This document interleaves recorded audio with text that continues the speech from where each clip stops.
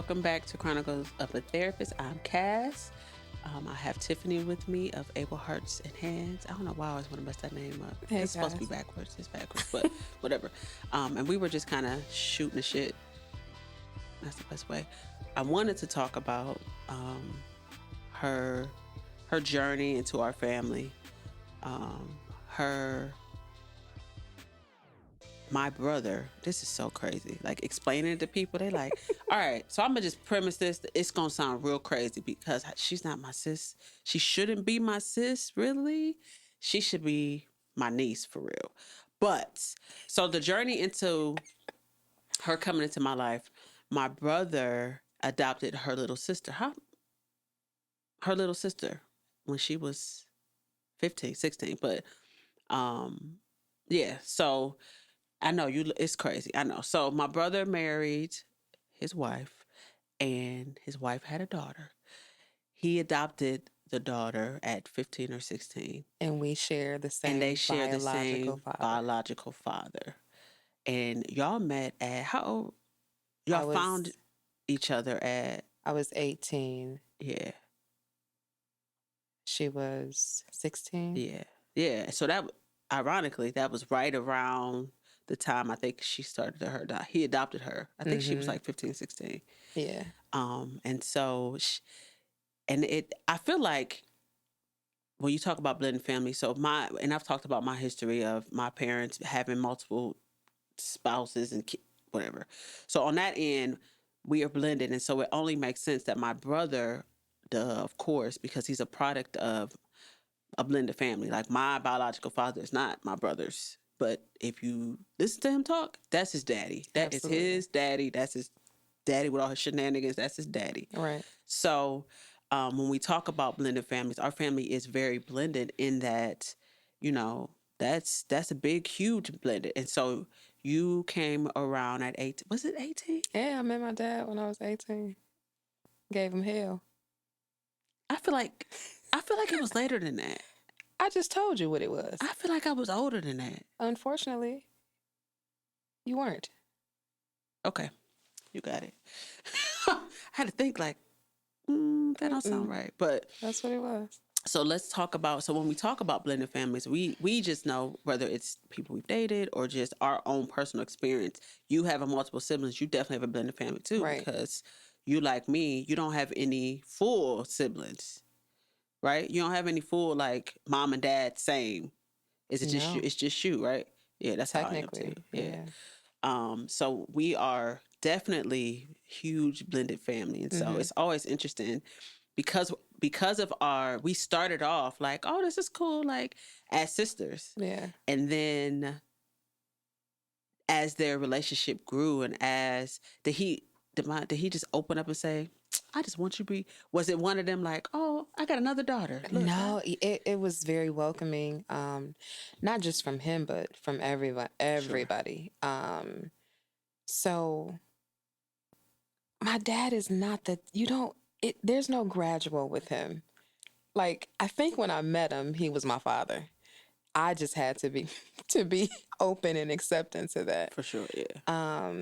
But it's beautiful. Your family is not always the family that you're born into. For sure. And I think that is the part of the joy, I want to say, of blended families. Yeah. Because those of us who are products of it, you hear a lot of people who talk badly about it, but that's their experience. Yeah. So I only know blended, like. Me too. I mean, my biological father has an unknown number of children. My mother has 2.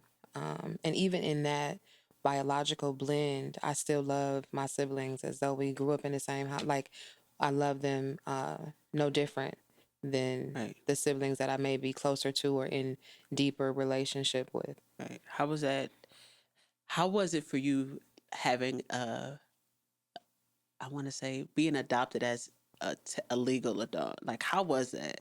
We never talked about that. I don't think we've ever talked about it because it's weird. I think we've never talked about it because it's like... It's not weird. So, you know why? Because your sister will always be my niece. I'm not dumb. It's not weird. It's weird. Don't talk about my journey like that. Okay, so it was absolutely... My experience is weird. It was absolutely amazing. It was... It was liberating for me because I was able to honor a man who gave me something that I desperately needed as a young woman, that he didn't have to. Right. He didn't have to father me and cover me and protect me and provide for me and invest in me the way that he has over this trajectory of our relationship. So honoring him with his last name, it was a no-brainer. It took me a while though. I, Yeah. You think? I think so.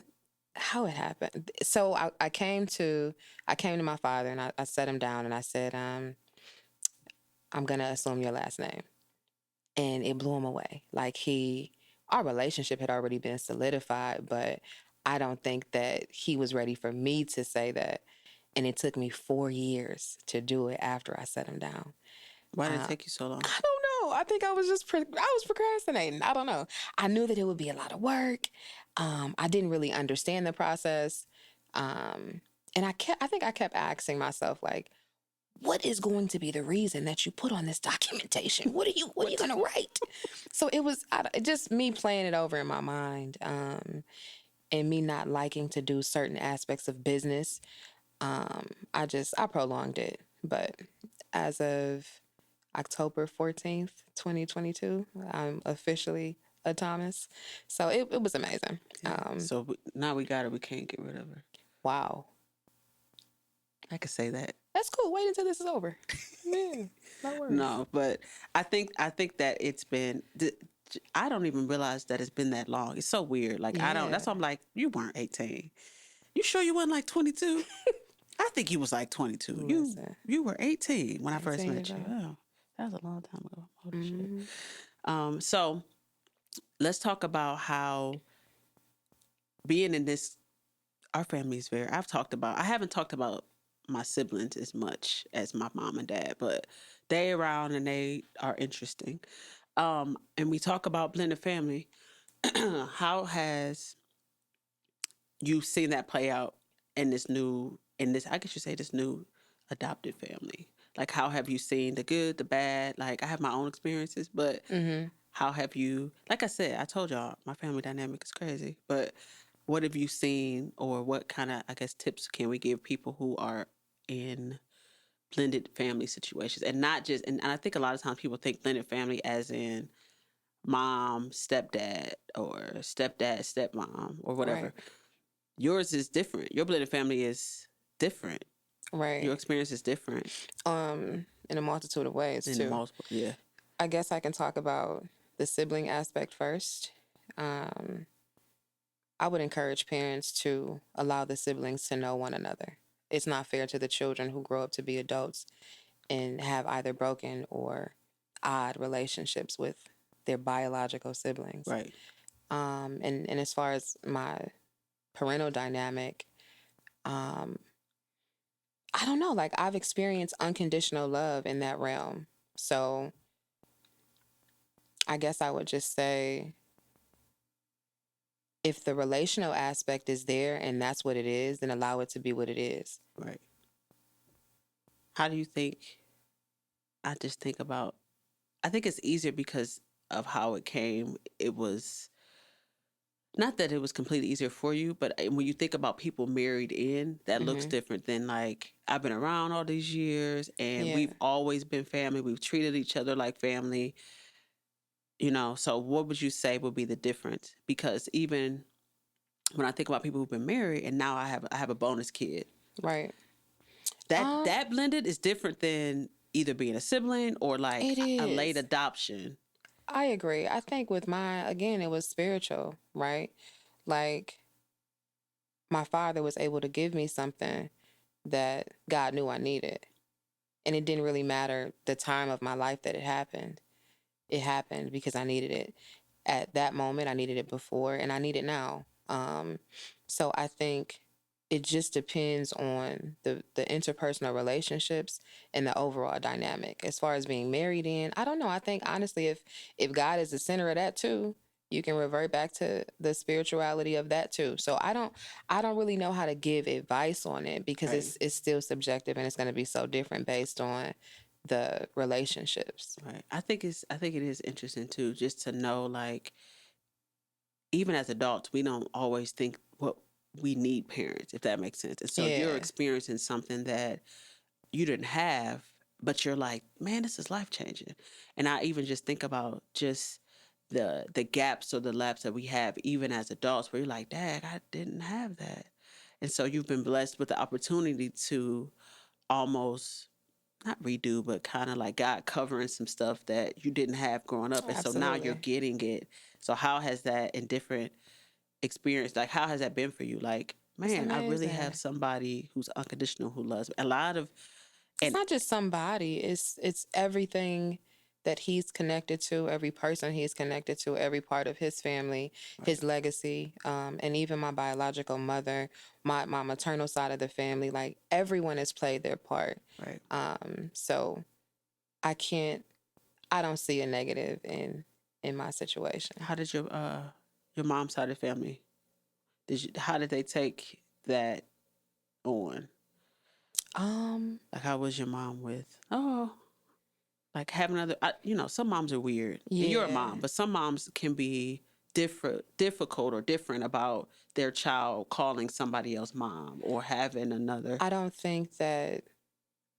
So I didn't receive a negative response. I think the word that I would use to describe the responses that I've experienced so far is just indifferent. There are people who don't necessarily understand our relationship, and I'm okay with that because I haven't always been transparent about my relationships. Right, So that's okay. right. Okay. Yes, I think it's great. I think being able to experience having a father and having all of the unconditional love that comes with it. And I'm gonna say my brother ain't perfect because none of us are. No one So is, she yeah, right, but I think just any person who is in a blended family situation, regardless of what part you play in it, is super special. And I know having blended siblings and stuff like that, and coming from that, I know for a fact the reason why my brother is the way that he is about family is because of how we were raised, right? Because my dad took him in as his own, right? So that's what's it, up. it makes sense how this would be now something that probably moving forward, you know, uh, his sons, and like it's just going to be something that's going to continue. And so I think it's great. And I think it's a great conversation because you hear all of the, oh, I don't like my stepkid, or like my stepkid's driving me crazy and I don't like how they're parenting. So I've heard, and probably because of what I do, I hear a lot of the negative parts of blended families. I hear the Right, negative of parenting somebody's kid and that isn't your kid. right.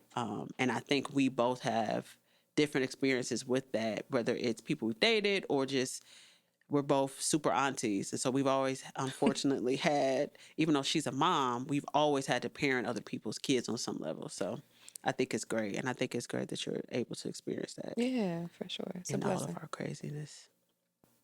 So, um, is there any other parenting advice or anything I would that you want say to, uh, parenting advice: listen to your children, no matter what age they are. Listen to them. Um, how did you put that in perspective for her growing up? Like, what did you do? Like, did y'all I have gave her a voice. I times? gave her a voice early, so she was able to communicate on things like what she wanted for dinner, what she felt about a new couch that I would purchase, like just every aspect of our lives changing. She had input. I listened to her. I gave her a safe place to talk and to just exist and to be a child and to grow and flourish um, by using her voice appropriately. I think that's great because I think a lot of parents don't know how to do that. I think it's hard Probably to, because they weren't listened to. right. But even that concept is that you know kids are seen or not heard. Like, and so when you have that from grandparents, great grandparents, stop talking, ain't nobody talking to you or whatever. And so I think it's amazing to know, and I know this just from the work that I do, but and being an aunt, like you have to. That's how they get their independence and their autonomy. You gotta at a young age allow a child to know like you can have feelings. Absolutely. What you can't do is think you about to put a hole in my wall. That's what we're not about to do with these feelings. But we can talk about why you're mad. Right. And I think that you have done really, really well with that with your daughter. Thank you. And I think, you know, I know, and I remember, us having conversations and people like, well, why you do that? And I'm like, that's just how she parents her. Like, Yeah. I used to whisper at her. I remember that. Like, nobody could stand the way that I would get down to her level because she was small, and I would just speak to her very softly. People don't understand how intimidating you are to a Right. child. She's 3. Get down there and talk to her and make her feel comfortable. And Right. that's what I did. And that's something that I learned early on. And the problem was, I think I whispered a little too long. I should have stopped maybe, I don't know, 12, but I've always maintained a certain monotone speaking to my child. Yeah. And I think that helps because it makes it easier. Even when she was going through her stuff as a teenager, Hmm. you There can, was no whispering then. yeah. I Mm. mean, I would say for the most part, you didn't kill her. I got a lot of calls. Sis, come get her. Sis, please. Where you at? Come. Where your niece is driving me crazy. That was nothing but God's grace. Yes, but you did. Hmm. Yeah, you did good. Almost. But she is okay. She's 19. She's definitely learning and growing, and she has a great foundation. And so I think that is from something as simple as giving your child a voice Yeah. and allowing them. And I think when you have talked about you, I think every parent has super high expectations and not like, oh, you got to do it, but you want them to flourish and you want them to be okay and taken care of and all those things that you want to protect them from. And even with my expectations being what they were, they came from her. I asked her what she wanted to do with Right. herself, and then I pushed her towards what she said she wanted for her own life. Yeah. So even that was a shift. Right. And I think you just being able to even now just allow her because she's just figuring it out. And I think even even at her age and all the things that you've instilled, she still and we talk about this often, like she gonna have to hit her head. Like you can't keep protecting her. She gonna have to do that dumb stuff because if she don't do that dumb stuff, she'll never be the great woman that we know that she can be. So she has to. I think we're done doing dumb stuff at this moment. Well, Yeah, no, it's where she's. Mm-mm. I rebuke it. I mean, were you No, done doing it's dumb stuff at dissipated. 19? Yeah, well, she's not me. I know, Mm-mm. but I'm saying like, No, yeah. But it's I over. think that's Stop. that's that smothering parent come out. I'm working on it with her, y'all. I am. Stop. All right, guys. Thank you for listening as we shared and shot the shit about all things. You can follow me on Instagram at @cnshep_chronicles. Catch you guys next time. Remember to allow your passion to propel your purpose.